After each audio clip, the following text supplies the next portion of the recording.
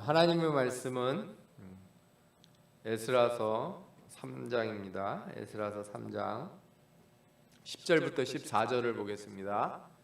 에스라서 3장 10절부터 14절까지 읽겠습니다. 에스라서 3장 10절부터 14절 같이 읽겠습니다.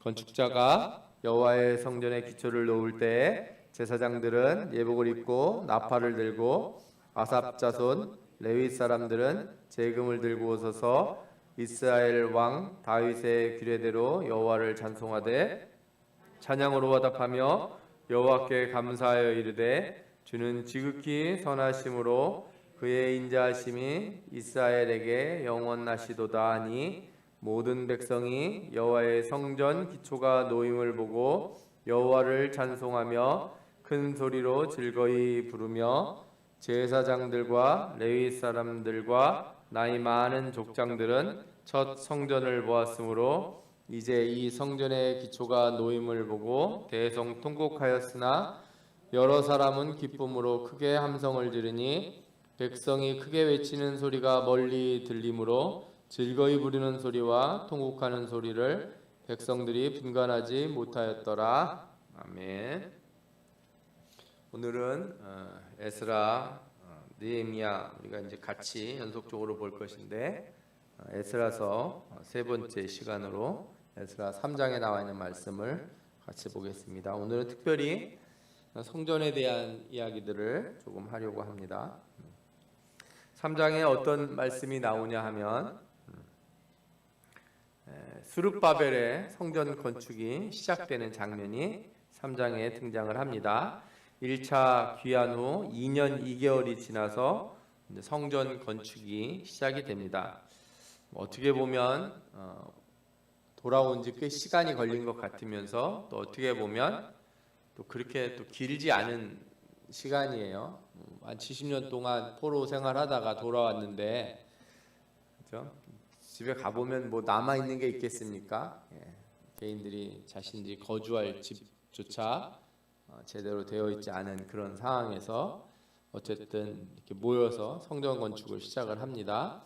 그래서 레위 지파가 이제 레위 지파 대제사장들이 성전 건축에 감독을 하고 그러면서 이제 시작하는 장면이 이렇게 나옵니다. 그래서 막 찬송을 부르면서 이렇게 시작을 해요.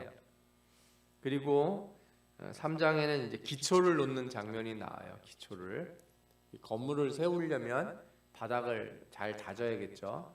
그리고 큰 돌 같은 걸로 이렇게 주춧돌 같은 걸 놔야죠. 그렇게 해야 되니까. 그래서 성전의 기초를 놓는 장면이 나옵니다.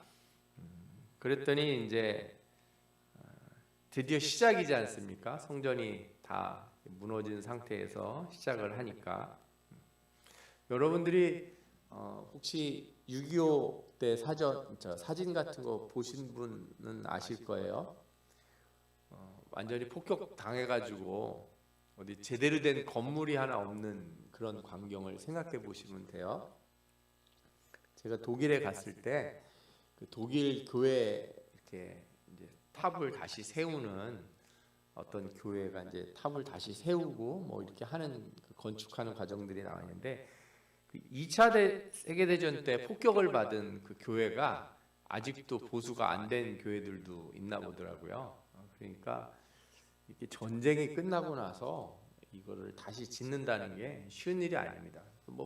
그래서 이 기초만 놓았는데도 사람들이 막 이제 울게 돼요. 왜냐하면 그 예전 예루살렘의 모습을 이제 기억하고 있는 사람들.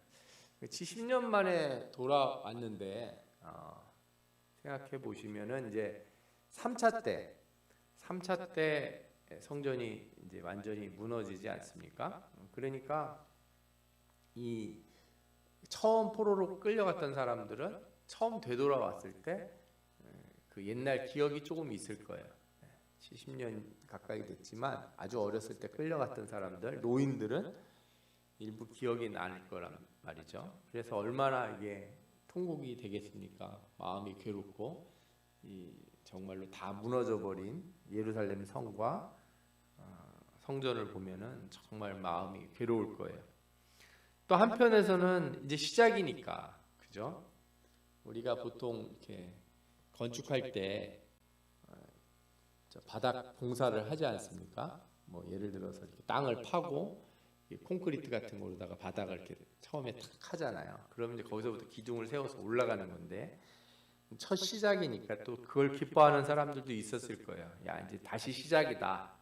우리 나라가 다시 시작되고 성전이 다시 세워지는가 보다 하고 또 즐거워하는 사람들도 있었어요.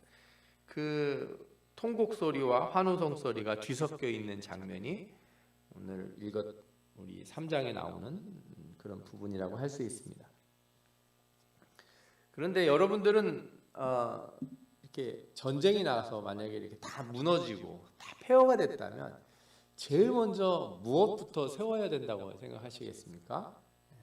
우리 신자니까 당연히 성전, 교회를 세워야 된다 이렇게 얘기하시겠죠?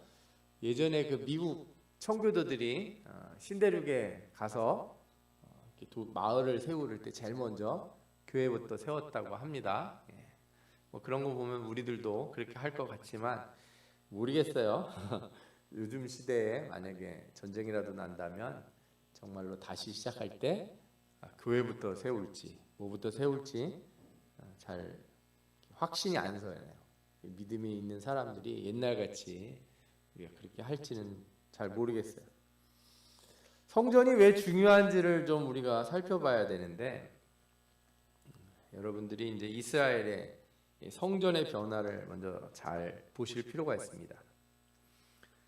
성전이라고 하는 것, 그 성전의 시작은 이제 족장 시대에는 족장이 제사를 드리는 제단에서부터 시작을 한 것이고, 그리고 이후로 성막이 나오고 성막 시대가 끝난 뒤에 솔로몬 성전이 만들어지고, 그 다음에 이제 스룹바벨 성전, 솔로몬 성전이 끝나는 시점이 이스라엘이 망한 시점이죠. 유다와 이스라엘이 망한 시점이고, 스룹바벨 성전으로 이제 다시 시작하고, 스룹바벨 성전은 이후에 헤롯 성전으로 이렇게 개축이 됩니다.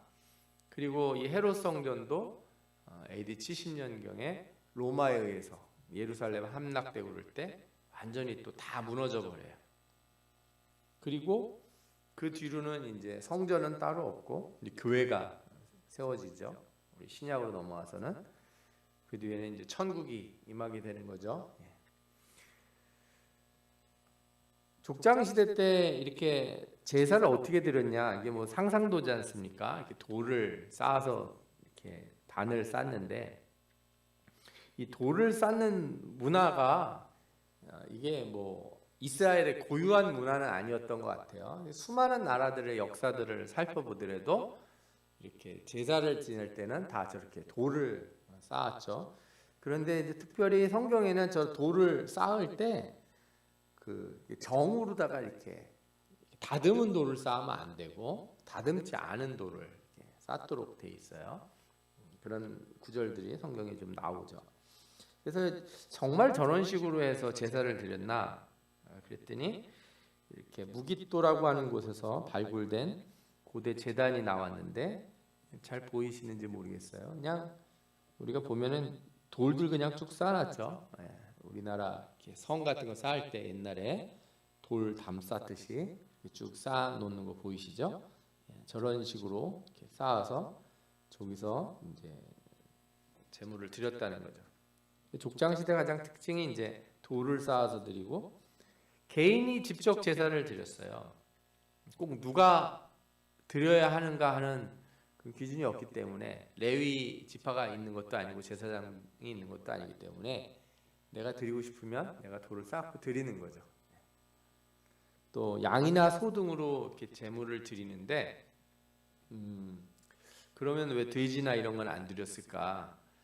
아마도 처음부터 하나님께서 받으실 만한 제물에 대해서 언급을 해주시지 않았을까 하는 생각이 들어요. 성경에 나와 있지 않지만 그냥 역사나 사회학자들은 당시 그들이 제일 기르기 쉬웠던 것, 제가 아는 바로는 돼지가 그렇게 기르기 어려운 동물이라고 합니다. 물을 그렇게 많이 잡아먹는데요. 그래서 저쪽 지역에서는 이렇게 그 돼지 같은 걸 잘 기르지 않는다는 거죠. 그런데 제가 보기에는 뭐 그런 사회적인 그런 것보다는 하나님께서 처음부터 양이나 소 이런 것들로 지정해 주시지 않았는가. 특별히 드릴 때 대부분 수염소나 수소를 드리게 돼 있어요. 암염소나 양 이런 거로는 잘 드리지 않아요. 수소나 수양, 수염소 이런 거를 주로 드렸습니다. 그리고 드리고 싶은 어떤 기준이 있는 날은 없었죠. 정해진 때나 이런 거 없이 아무 때나 특별히 꿈을 꾼 날이라든지 아니면 뭘 좋은 일이 생겼다든지 그러면은 제사를 드리는 일이 있었죠. 하나님께서 명령을 해서 드리는 경우가 있었는데, 그래서 아브라함이 이삭을 드릴 때 보면은 이 예배에 대한 그 원형이 나옵니다. 제일 먼저 3일길을 떠나가라고 그러는데, 그거는 자신의 삶의 자리, 여러분들이 예배당에 나올 때 세상에 있는 걸 좀 이렇게 다 뒤로다 밀어놓고 나오셔야 돼요.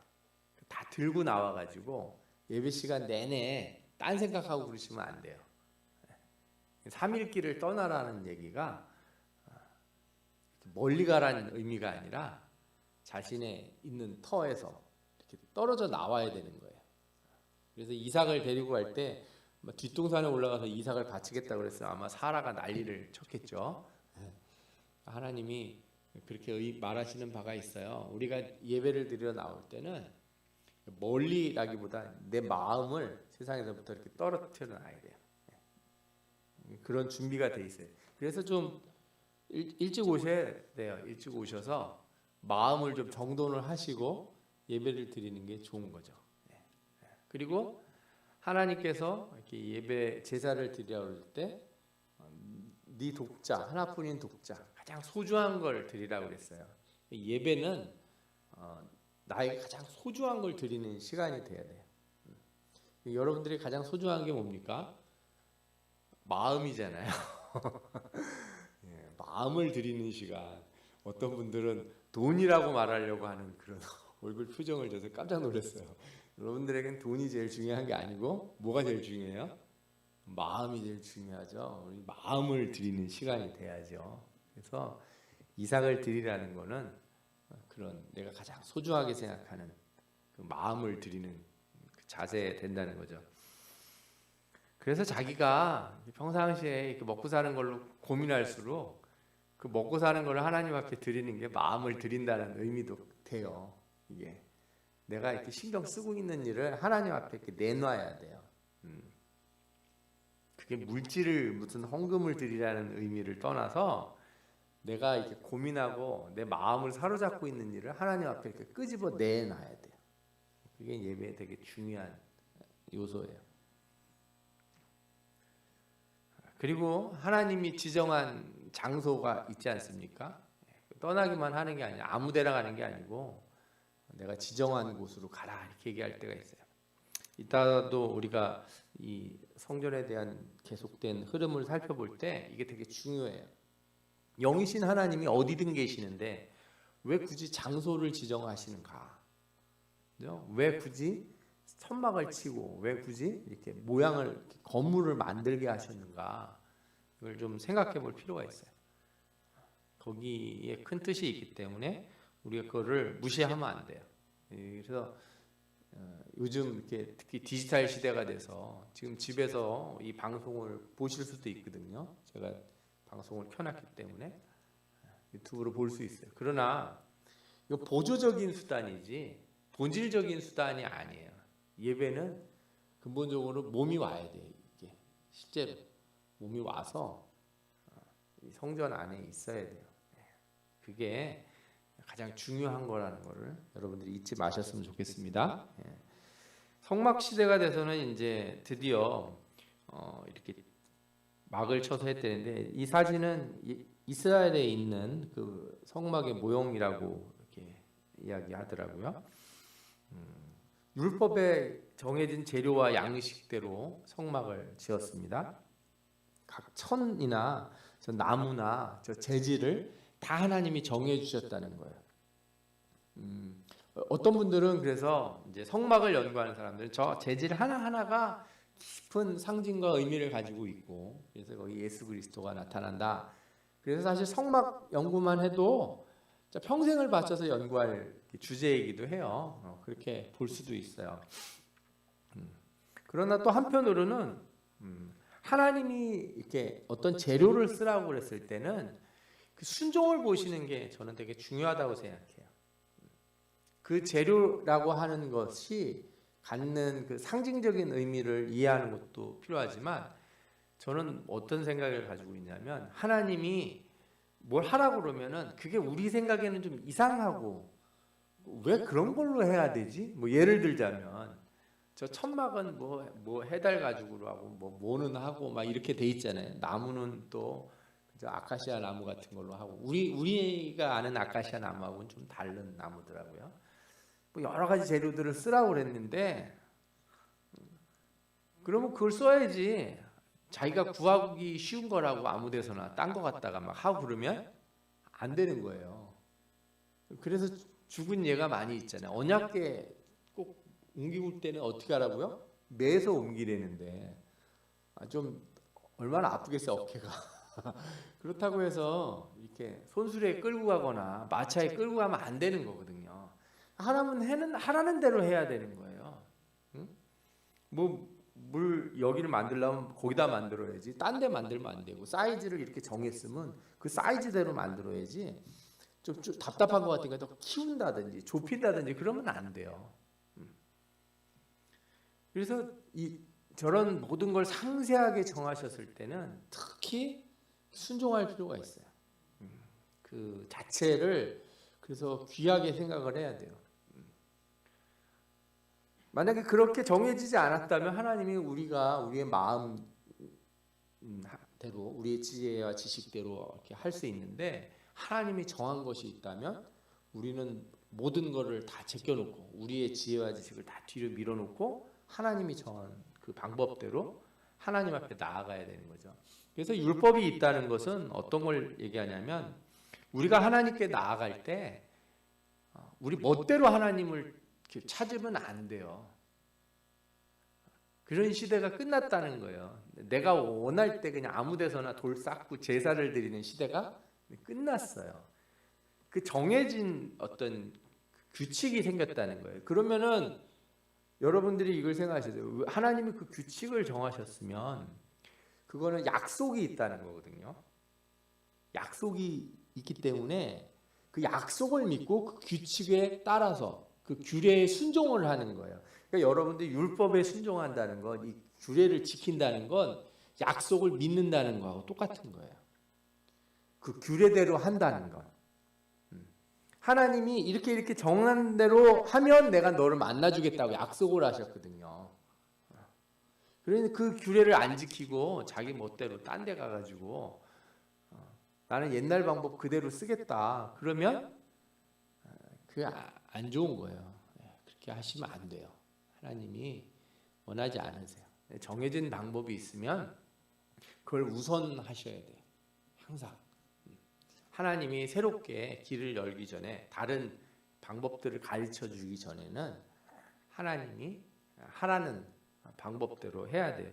물론 성막 시대에 항상 이 성막에서만 제사를 드렸는가 이렇게 물으면 그렇지는 않다, 이렇게 말씀드릴 수 있어요. 우리가 그런 예들을 성경에서 잠깐 나와요. 특별한 때들이 있어요. 엘리야가 갈멜산에서 이렇게 제단을 쌓고 하나님 앞에 부르짖어서 제사를 드렸잖아요. 특별한 사건들이나 특별한 때들이 있긴 있어요. 그러나 보편적으로 정해놓은 게 있으면 어떻게 해야 돼요? 그걸 따라가야 되는 거예요. 안 따라가시려고 애쓰시면 안 돼요. 제가 그래도 말씀드리잖아요. 특별한 때에는 특별한 방법들이 동원되긴 해요.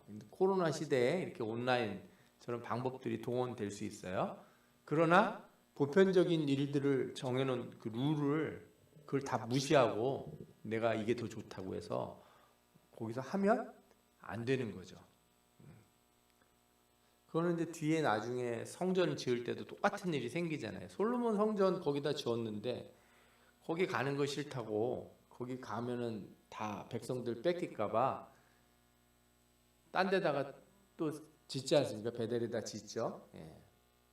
단에다도 세우고 그게 다 하나님이 원치 않는 방법인 거예요. 형식과 방법이 정해졌다는 건 그 약속을 따라 우리가 하나님의 그 약속을 받아들인 것이고 또 거기에 약속에 들어있는 축복도 얻는다는 것이고 순종을 나타내기 때문에 성막 시대에는 이 율법을 지키도록 그래서 광야 40년 동안 훈련한 것은 어떤 분들은 이제 이 성경에 나오는 구약의 율법 그 자체를 너무 이렇게 붙드는 경우가 있는데 그 중에서 원리적으로 지금도 적용되는 게 있지만 적용되지 않는 법들도 있지 않습니까? 그런 거를 이제 그 당시 문화적이거나 사회적인 것들은 우리가 제사적인 것 이런 거는 지금 다 빼놓고 도덕적이고 윤리적인 법들 하나님의 삶의 원리들만 지금 율법을 가져오는데 그 자체를 이렇게 여러분들이 너무 신봉하시면 안 돼요.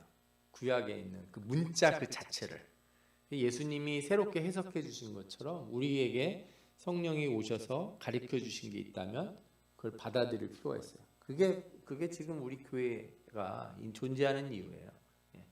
그리고 뭐 저런 틀들을 여전히 막 이렇게 따라하고 막 이러시는 분들이 있는데 너무 과하게 가지는 않았으면 좋겠다 하는 게 저의 생각입니다. 성막을 보면 이제 그 양 사방에 각 세 지파들씩 이렇게 나눠져 다 있죠. 단, 아셀, 납달리가 저 이쪽에 있고 그 다음에 이제 입구는 항상 동쪽으로 내요.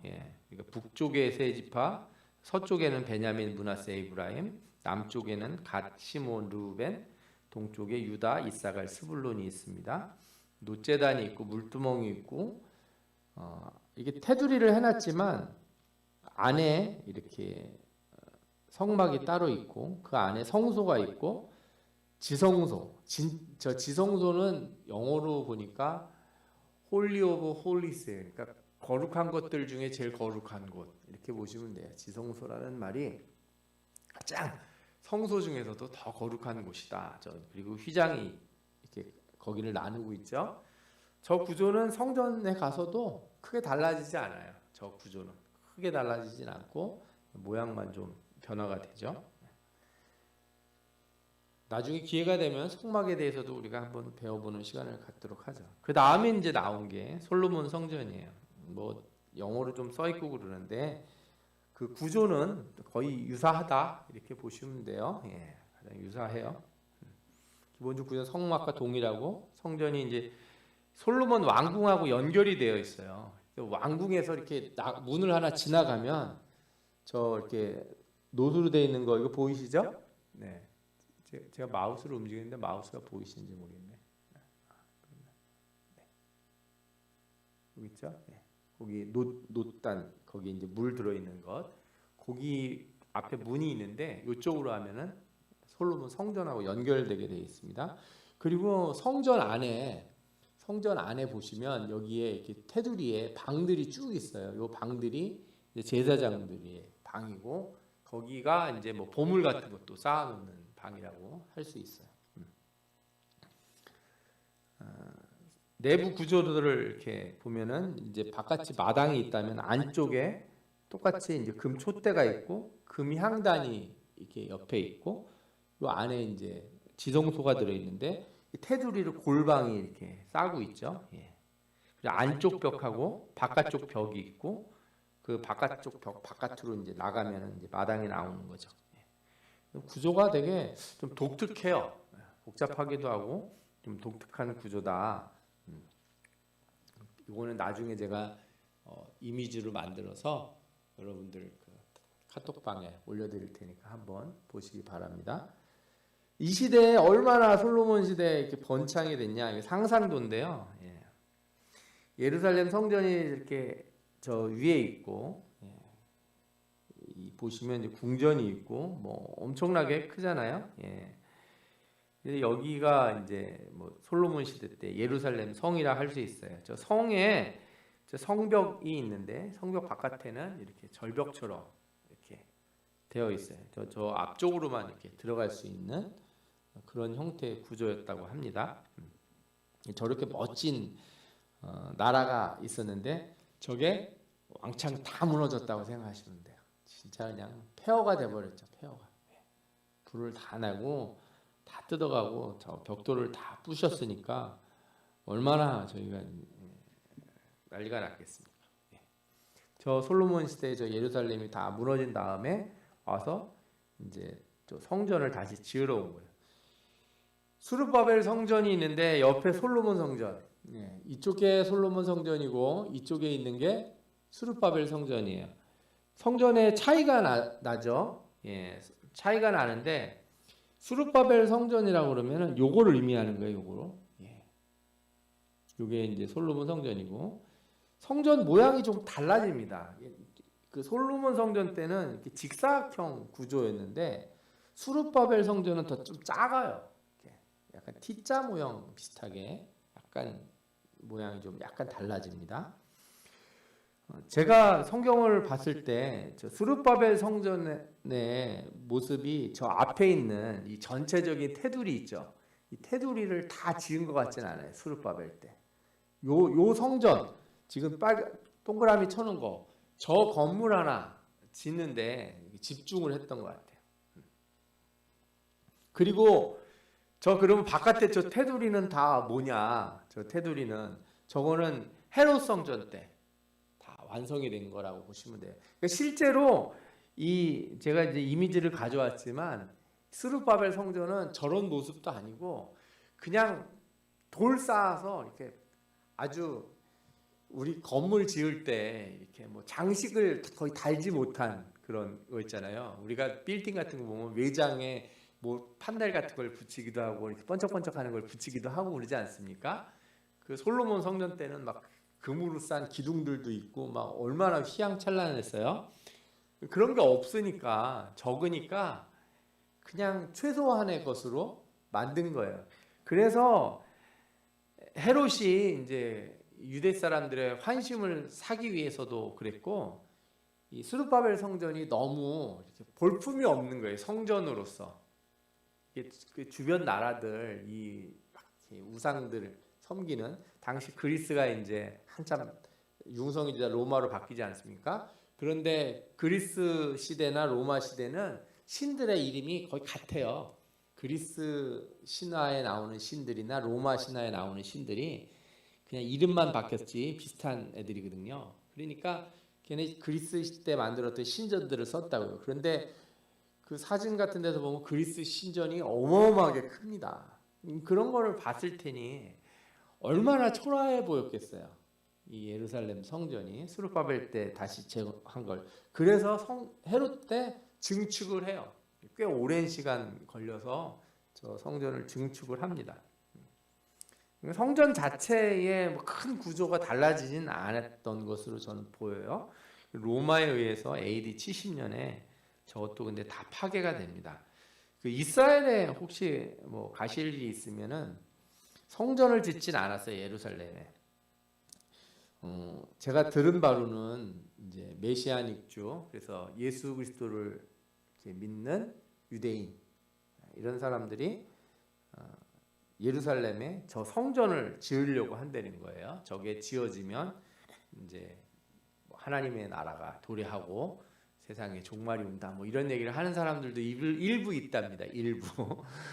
근데 지금 그 이스라엘의 수도가 예루살렘이 아닙니다. 저기가 그 예루살렘에 가면은 모스크, 이슬람 그 성전이라고 그래야 되나요? 이슬람 그 사원 그런 것도 막 있고.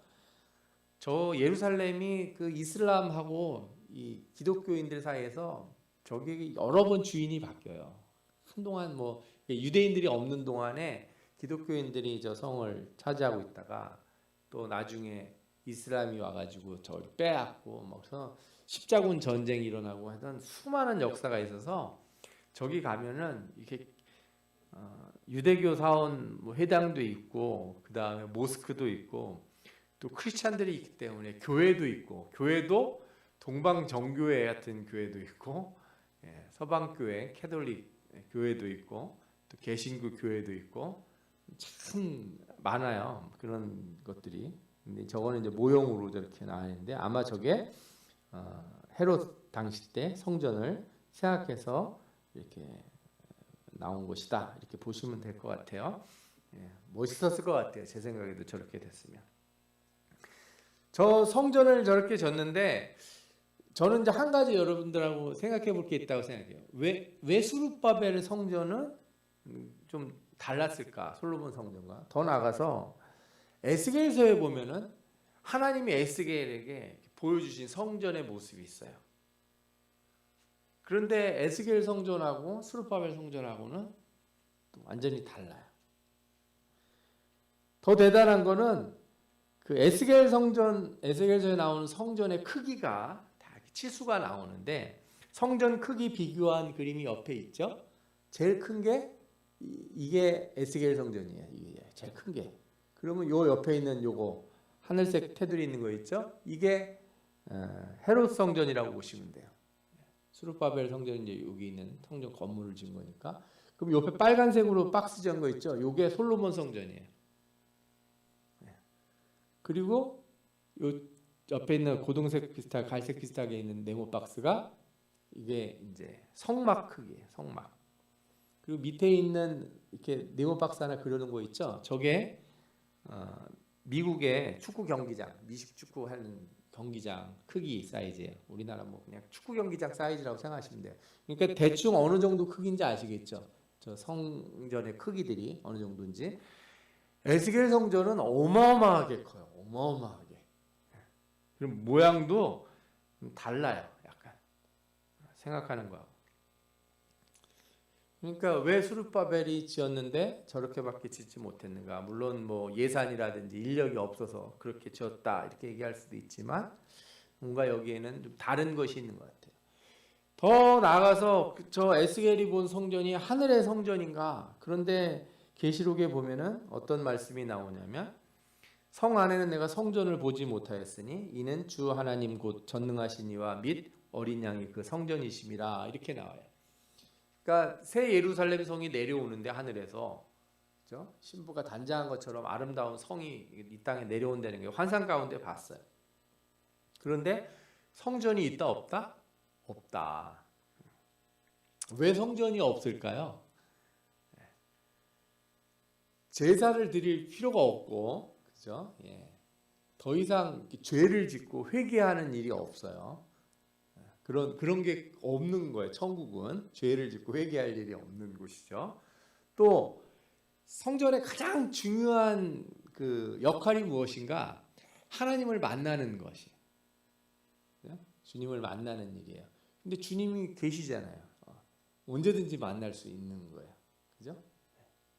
그리고 지금 시대, 뭐 옛날도 마찬가지, 지금 시대는 교회가 하나님을 만나는 것뿐만 아니라 또 누구를 만나는 곳이냐면 성도들을 만나는 곳이에요. 교제가 있는 곳이에요. 성도들과 교제가 있는 곳인데 지금은 건물이 필요하죠. 우리가 이렇게 모여야 되니까. 예수 믿는 사람들이 모여야 되니까. 천국에는 가면은 굳이 구분할 필요가 없어요. 왜? 거기 다 누구만 있어요. 예수 믿는 사람들만 있으니까 성전이 필요가 없는 거예요. 그리고 이 성전에 하나님의 영광이 이렇게 항상 이렇게 있었어요. 예전 성전에는 이렇게 하나님의 영광이 지성소 안에 탁 들어 있었죠. 그런데 천국은 하나님의 영광의 빛이 항상 빛을 비추고 계시기 때문에 그 자체가 그죠? 바로 성전이라고 할 수 있어요. 그걸 생각해 보시면 성전의 역할이 무엇인지를 여러분들이 이해하실 수 있어요. 성전이라고 하는 게 도대체 뭐 하는 곳인가? 하나님이 세상을 만드셨을 때 세상은 하나님 안에 있었고 또 하나님은 그 세상 가운데 계셨어요.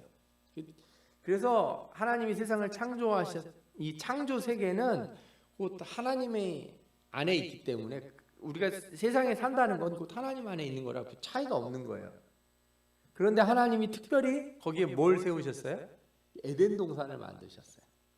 그리고 거기에 누구를 두셨어요? 사람을 거기다 이렇게 두셨어요. 모든 곳에 계실 수 있는 하나님이 특별한 장소를 만드시고 거기 특별히 사람을 두시고 그리고 하나님이 거기를 이렇게 거느리셨다는 거예요.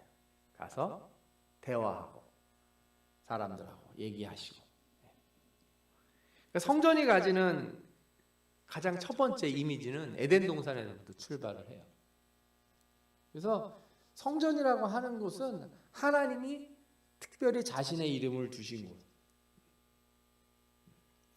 왜 그러셔야 되는가를 우리가 좀 잘 이제 그걸 생각해 봐야 되는데 그걸 우리가 이제 점점 보면서 얘기를 해보도록 하죠. 그 뒤에는 이제 성막이 만들어지고 그 안에 이제 하나님의 임재가 있죠. 그게 이제 지성소, 언약궤가 그런 증거들을 가지고 있는 것이니까. 에덴 동산이 죄악으로 파괴된 이후로 하나님께서 다시금 내가 임하겠다고 약속을 두신 곳이 성전인 거예요. 성막과 성전. 더 나아가서 이제 예수님이 십자가에 달려 죽으시고 그때 휘장이 탁 찢어지면서 이제 특별한 장소가 아니라 예수 그리스도로 말미암아 그것이 영적으로 좀 변화가 돼요. 그래서 예수 그리스도를 머리로 성도들을 다 이렇게 모아요. 예수 그리스도가 성전이자 예수 그리스도와 연결된 모든 사람들이 뭐가 돼요? 성전이 돼요. 그러니까 성전이 어떻게 변화되냐면 눈에 보이는 건물에서 이렇게 영적인 공동체로 변화가 되는 거죠. 구약에서는 왜 눈에 보이는 거를 시작을 했다가 신약에 와서 이렇게 보이지 않는 공동체로 가는가? 그럼 만약에 보이지 않는 공동체로 갔다면 이 눈에 보이는 교회는 왜 필요한가? 왜 이렇게 돈을 들여서 건물을 짓고 따로 있어야 되는가? 어떤 교회들은 그래서 교회를 따로 짓지 않고 그냥 아무 체육관이나 빌려서 아무 건물이나 장소를 빌려서 예배를 드리는 경우도 있지 않습니까? 근데 여러분들이 그러면 가시적인 곳과 비가시적인 것 사이에 어떤 차이가 있는지를 좀 이해하실 필요가 있어요. 만약에 이거를 구약에 있는 가시적인 것은 다 그림자였고 비가시적인 것으로 이제 다 전환됐다.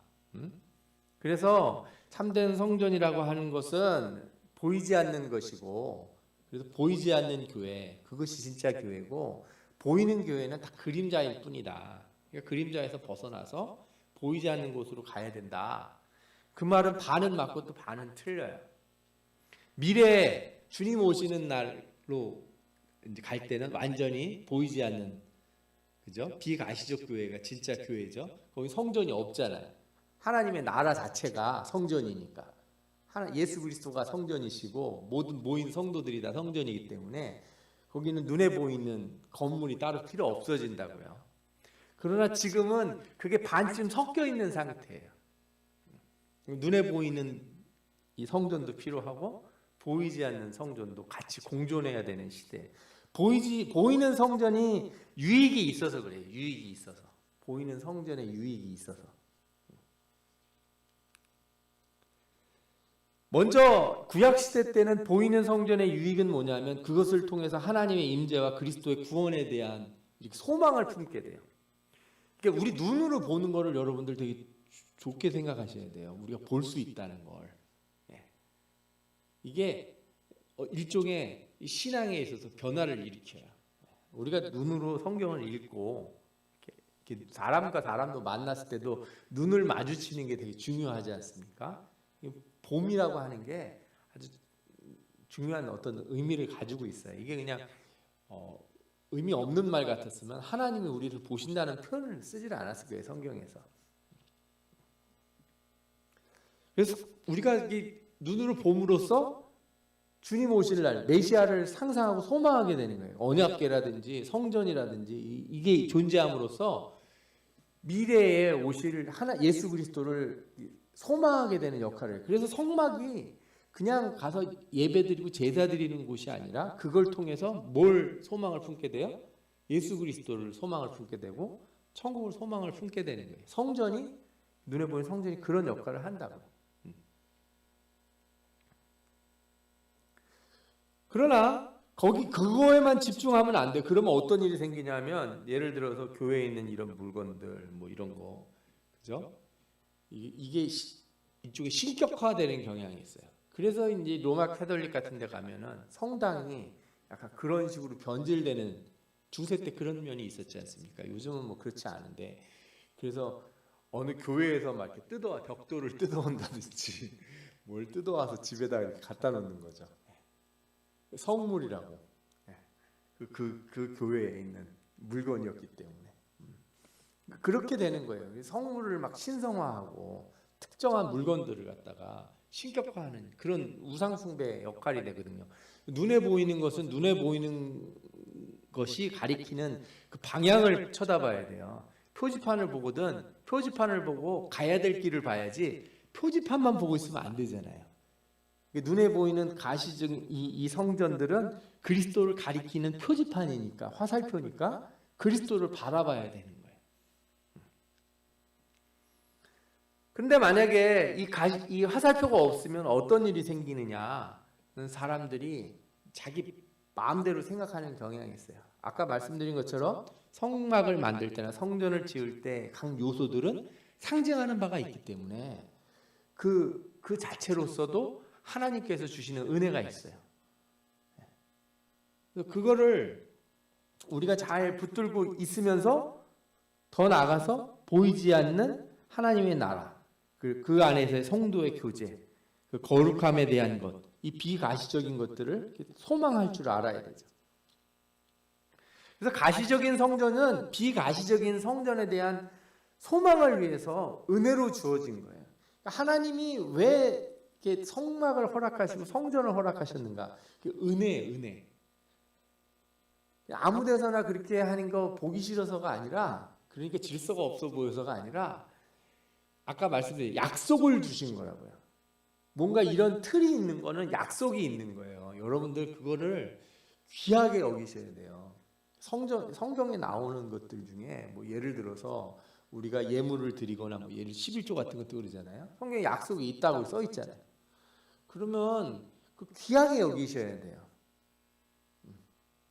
그럼 뭐 내가 직분자가 됐으니까, 집사쯤 됐으면, 권사쯤 됐으면 드리는 게 11조가 아니에요. 그 약속을 믿는 믿음으로 드려야 되는 거예요. 예배도 마찬가지예요. 예배 왜 오셨어요? 수요일이니까. 그래도 대단한 믿음이지만 예배가 갖는 예배에 하나님께서 주시겠다고 하는 그 약속을 믿어야 되는 거예요. 그때 예배가 진짜 예배인 거예요. 내가 그냥 와 있는다고 예배가 되는 게 아니라 이거를 내가 그 약속을 붙들을 때. 그러니까 눈에 보이는 이 성전들은 다 그런 약속에 대한 그 우리로 하여금 약속을 바라보게 해주는 화살표라고요. 그래서 이 은혜를 붙들어야 돼요. 현실의 성전은 진짜는 아니에요. 하나님 나라의 성전이 이렇게 생길 수는 없어요. 이렇게 초라할 수는 없고, 천국에 가도 이런 성전이 없다 그랬는데 뭐 이런 전자기기 켜놓고 텔레비전 보면서 이렇게 예배드릴 이유는 없다고요. 그렇다고 이런 걸 없앨 필요도 없어요. 이거는 다 예수 그리스도를 통해서 하나님 나라를 이렇게 상상하고 소망하게 만들어주는 길들인 거예요.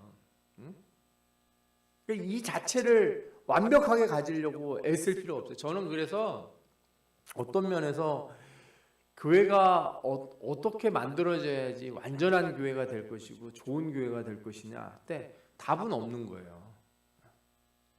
그 교회가 처한 우리 성도들의 마음가짐과 우리 삶의 형편에 맞춰서 교회를 지을 때도 그렇게 짓는 거예요. 교회 형편에 맞게 줘야지 괜히 형편에도 안 맞게 막 이렇게 화려하게 꾸민다고 될 문제가 아니거든요. 교회는 그 교회에 속한 성도들의 공동체를 드러내는 것이기 때문에 이 건물 교회를 그 자체를 집중할 필요가 없어요. 아무리 여기다가 좋은 걸 발라놔도 주님 오시는 날은 그 다 소용없는 거예요. 아무것도 아닌 거예요. 그러나 주님 오시는 날까지 가시적 교회는 비가시적 교회 사이에 긴장을 가져다 주게 돼 있어요. 이 긴장이란 말이 뭐냐면 이 두 가지를 다 들고 있어야 되는 거예요. 이 대표적인 게 뭐냐면 세례와 성찬 같은 거예요. 세례와 성찬이 왜 중요하냐? 여러분들 이렇게 빵 먹으면 빵이 진짜 예수님의 피와 살이 됩니까? 그래서 이건 피다. 그래서 천주교처럼 이렇게 들고 탁 하면 포도주가 다 피로 바뀌어가지고 우리가 주님의 피를 마시는 건가요? 혹은 그건 그냥 예수님이 예전에 하셨던 일 기념하는 차원에서 먹는 거지. 뭐 그게 의미가 있냐? 우리 장로교회 입장을 말씀드리면, 특히 우리 백석교단의 입장을 말씀드리면 이 둘 다 아닌 거예요. 둘 다 아니라고요. 그러니까 이걸 상징으로 생각하는 것도 아니고 실제로 변했다고 생각하지도 않고요. 어떻게 생각하냐면 영으로 하나님 임하신다 생각하는 거예요. 물질 가운데 영으로 임하신다. 여러분들이 이걸 되게 중요하게 생각하셔야 돼요. 그래서 만약에 예수 그리스도가 물질을 중요하게 생각하지 않으셨다면 부활하실 때 몸을 가지고 부활하실 일이 없어요. 만약에 물질이 그렇게 중요하지 않다면 우리가 이렇게 교회를 지을 이유가 없는 거예요. 그리고 하나님의 나라도 그냥 영적인 세계일 뿐이지 실제 물질적인 새로운 창조가 일어난 그런 세계가 아니라고 말하겠죠. 그렇지 않아요. 그래서 여러분들 이 물질에 대한 이해, 하나님이 창조하신 이 세계가 하나님이 선하게 창조하셨고 의미가 있다는 걸 잘 아는 사람들이라면 쓰레기 아무데나 버리면 안 되고 몸도 아무렇게나 관리하면 안 되고, 그죠? 교회에 와서 이런 걸 이렇게 잘 다루셔야죠. 소중하게 생각하셔야 돼요.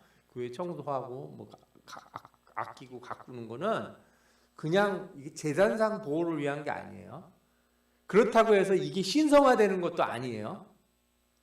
우리가 여기서 하나님 앞에 은혜를 받고 예배드리는 장소로서 성령이 임하신다는 걸 믿기 때문에 그러는 거예요. 약속이 있기 때문에. 그래서 그 약속을 가진 사람은 이 교회당에 와서 의자를 만지기만 해도 감사해요. 참 감사해요. 이 교회 건물을 벽돌 하나만 만져도 감사한 거예요. 은혜가 있는 거예요. 이건 형식이 아닌 거예요. 이건 신성화될 것도 아니지만 형식도 아니라는 걸 아셔야 돼요. 그리고 여러분들이 성찬 받으실 때 똑같은 자세로 임하셔야 돼요.